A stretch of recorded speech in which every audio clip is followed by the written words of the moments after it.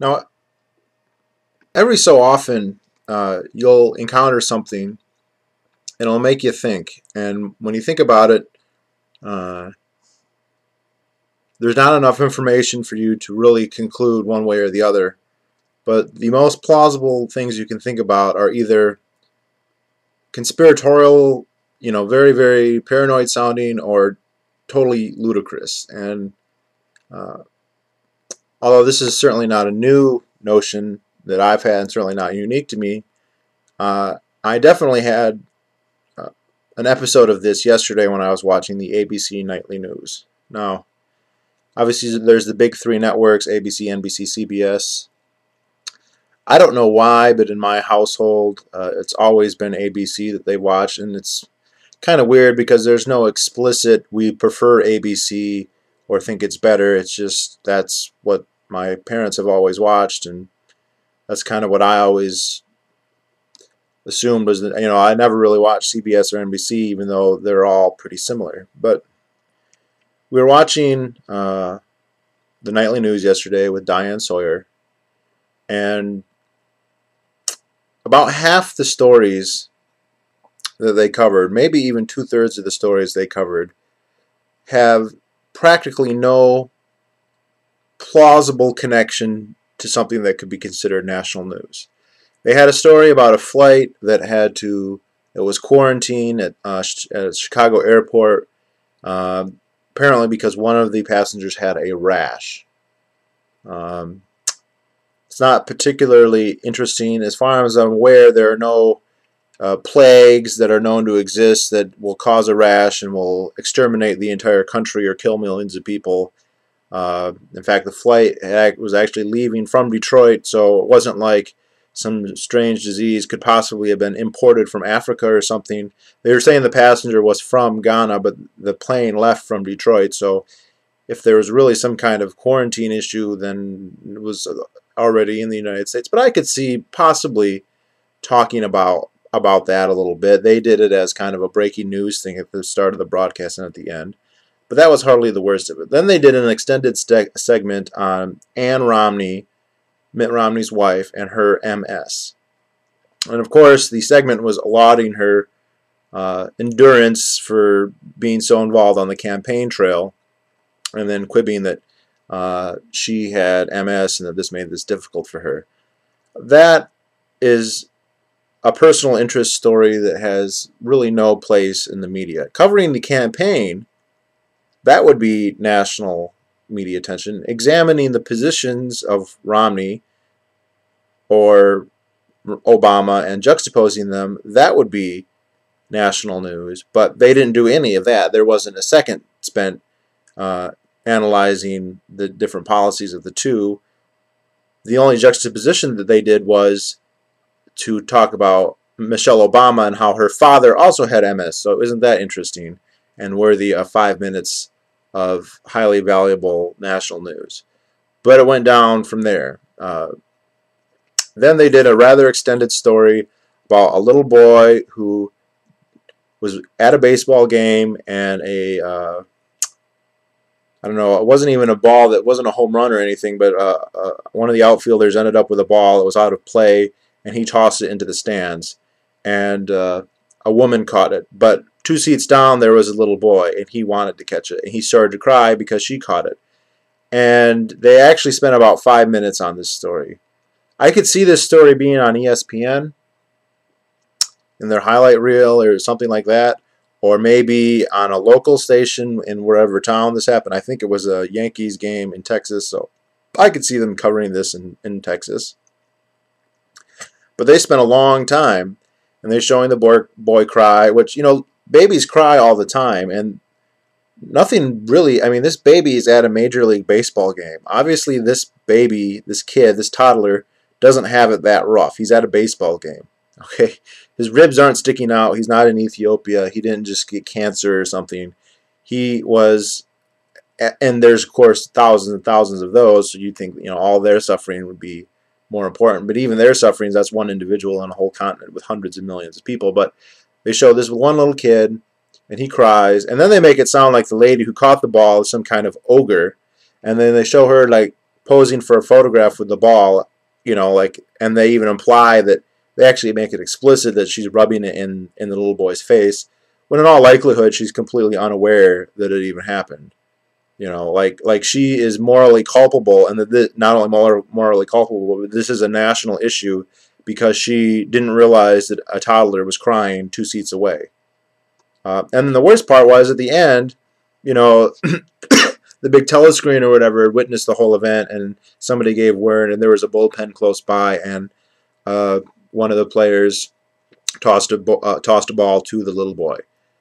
So, which makes, I mean, this whole incident, you could see why it was a noteworthy event within that stadium, and you would see, and it makes sense that you know, the organization, the league or whatever, Major League Baseball or the teams involved, whoever owns the stadium would want to see it resolved happily because they want to have happy customers and whatever. And it was resolved and it was happy. So what's the story here? There is no story here other than a crying baby and baseball. Oh, those are both popular. Let's devote 10% of our news broadcast to just that story. And they did. And then they even went and they interviewed the couple that originally got the ball and made it look like they were, you know, like I said, ogres, like they were bad people. When in all likelihood, they paid to go to the game, they caught the ball, they were happy that they caught the ball as anyone would be, and shame on them for not realizing that other people around them were jealous that they had caught the ball. And, you know, I mean, there's all these implications here about, you know, like it's bad to have something good happen for you if other people are jealous about it, you know. There's that, but the main thing that pisses me off is why is this even in the news? Of all the things that are going on, we've got the presidential election, we've got an economy that's in the tank, we've got major war drums going on about Iran, we've got like all these scandals. The one they did talk about, the one that plausibly could be considered news, was the whole prostitute scandal in Colombia. Of all the things the government's doing, though, that are scandalous, you know, that's about 4 orders of magnitude below the top there. You know, and that's one of the things, though, that they did actually cover that plausibly could be considered national news. And then the last story that they did was about a puppy that got stuck in a cactus and got lots of cactus spines stuck in its muzzle and on its side, and it was a cute little puppy. And then they talked about how it was rescued and they pulled all the spines out. How is that national news? Every day, probably hundreds or thousands of dogs and kittens and puppies get hurt and maimed and killed and get porcupine quills or get hit by a car, and most of them probably die, but a lot of them probably have little sap stories, but somehow they picked this one out and decided, like, again, 5 minutes that they talk about it, 10% of the broadcast. And it's just, is this a joke? And what really crystallized it for me is because I had my trusty laptop while this was going on, and I was on Facebook, which isn't a news site even. You know, it's a social networking site, but I'm subbed to Justin Amash, the libertarian congressman from Michigan. And he posted that CISPA, the Internet Security Big Brother Act, had just passed the House, and they're talking about puppies on the TV, and they didn't mention CISPA at all. It didn't even come up. And it's not like this was a revelation to me that the media is flippant and that they cover, you know, extremely topical, non-relevant things, and that things that are actually relevant they don't talk about. But it just makes you wonder. There's no way that ABC News, with its billions of dollars, I mean, I remember Disney bought ABC News probably 10 years ago for $16 billion.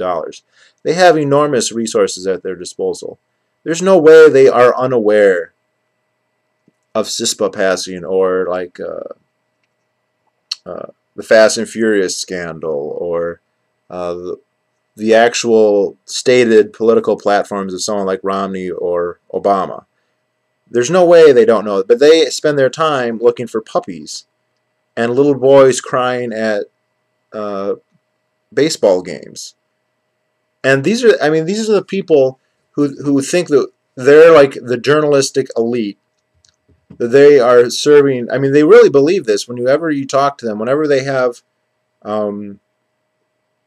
like whenever they give lectures or whenever they have conferences, they always have this extremely laudatory view of themselves. And I'm not just referring to ABC here, but of the media in general.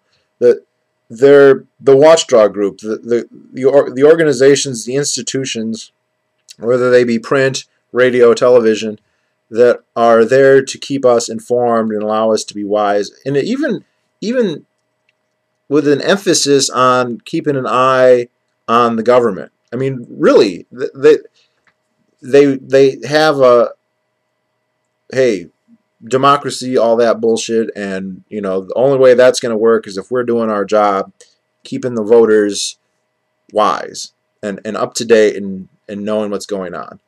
And yet, how are people supposed to make intelligent electoral decisions when a news broadcast says nothing about political positions, gives you personal interest stories about the wives of a few potential presidential candidates, and then spends the rest of the thing talking about puppies? Oh, they did a whole segment on the health benefits of eating blueberries and strawberries for your memory for women.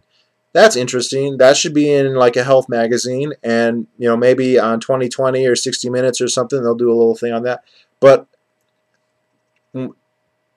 if they discovered a cure for cancer or AIDS or something like that, I could see that being in the national news. But when they do one study, this was just one study, so it's not even proof, that eating half a cup of blueberries 3 times a week will increase a postmenopausal woman's memory by 10%. How is that national news? And that was a longer set. I bet they spent 5 minutes on that as well. And it's just what when their editors, because it's not Diane Sawyer who's picking the stories. Maybe she has some say, but I doubt it's very much, if any. What are they thinking? Are they like? And this is what gets someone like me thinking, and I don't know what the answer is. Do they think that, okay, this is what people are interested in, so this is what we're going to talk about? Or do they think that, this is more overt bread and circuses kind of thing, is we don't want to talk about real issues because we want the people to be happy. We don't want them to think, oh shit, the economy's crashing, the government's tyrannical and going around killing Americans and throwing them in prison forever and any number of other egregious things. So we're going to talk about blueberries, baseball, puppies, and that's not even hyperbole. And I highly doubt that I don't watch the news every day. I highly doubt I turned it and it just happened to be a really slow Wednesday or Thursday, I guess it would have been. So, and it's weird because I know there's a couple people, former news people out there who they're rare because most of them, when they get into media, they crave that spotlight and they crave that fame. Otherwise, they wouldn't really do it. Most of them. That's the #1 motivation, I would say. It's not the only motivation, and there are exceptions. And if they want fame and all that, they can't be raising issues and concerns about how topical and pointless the coverage is. If they start saying this is dumb, then they're never going to get past the local affiliates, if they even get to the local affiliates, let alone end up on the national stage. There's a anarcho-capitalist, gun-toting, Iranian-American Texan who was actually a news anchor at a local affiliate in, focus there, in Wyoming. His name's Nima Vadadi, and he has a podcast. I don't listen to it that often, but it's a pretty good podcast. But his story is pretty interesting because he's a young guy, but he went to college. He was the anchor, the news reporter at a news store, at a station in Wyoming.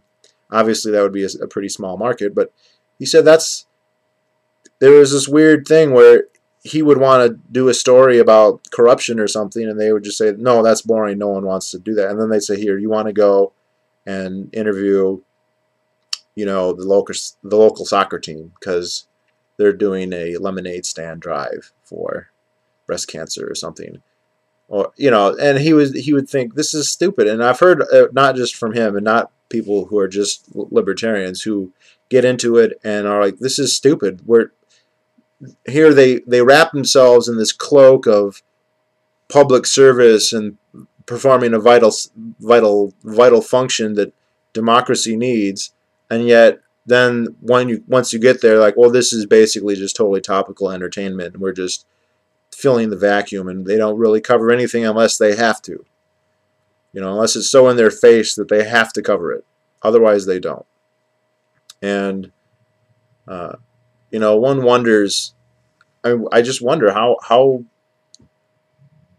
do they ever shake their head? Diane Sawyer is not a stupid lady. She's in the Council on Foreign Relations. She got her start being an aide to Richard Nixon, who, whatever we might think of him, is certainly no slouch. She's not stupid.